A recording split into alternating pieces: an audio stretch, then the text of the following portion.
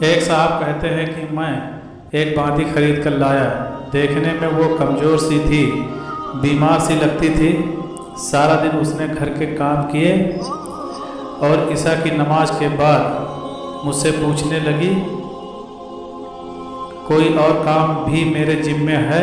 یہ سنتے ہی میں نے کہا، نہیں، اب کوئی کام نہیں ہے، جاؤ اب آرام کر لو۔ اس نے وضو کیا اور مصلی پر آ گئی، اور مصلی پر آ کر وہ نفلیں پڑھنے لگی۔ کہنے لگی، میں سو گیا۔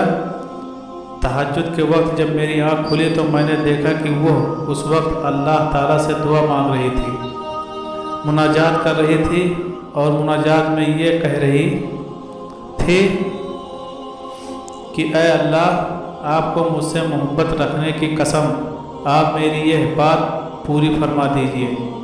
ایک نیک باپ کی مجبور لڑکی کی کہتے ہیں کہ جب میں نے یہ سنا کہ اے اللہ، آپ کو مجھ سے محبت رکھنے کی قسم، تو میں نے اس کو ٹوکا اور کہا، اے لڑکی، یہ نہ کہے کہ اے اللہ، آپ کو جو مجھ سے محبت ہے اس محبت رکھنے کی قسم، بلکہ یوں کہو کہ اے اللہ، مجھے آپ سے محبت رکھنے کی قسم۔ فرماتے ہیں کہ جب اس نے یہ سنا تو ناراض ہونے لگ گئی، بگڑ گئی اور کہنے لگی، میرے مالک، بات یہ ہے کہ اگر اللہ رب العزت کوئی مجھ سے محبت نہ ہوتی تو یوں وہ مجھ کو مصلی پر نہ بٹھاتا اور آپ کو ساری رات میٹھی نیند نہ سلاتا۔ آپ کو جو میٹھی نیند سلا دیا اور مجھے مصلی پر بٹھا کر جگا دیا، میرے ساتھ کوئی تعلق تو ہے کہ مجھے جگایا ہوا ہے۔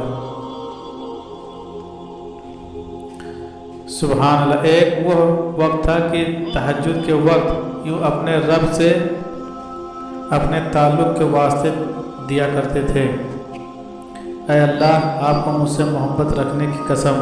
واقعی اللہ رب العزت کو ان سے محبت ہوتی تھی، اور ان لوگوں کو اللہ تعالیٰ سے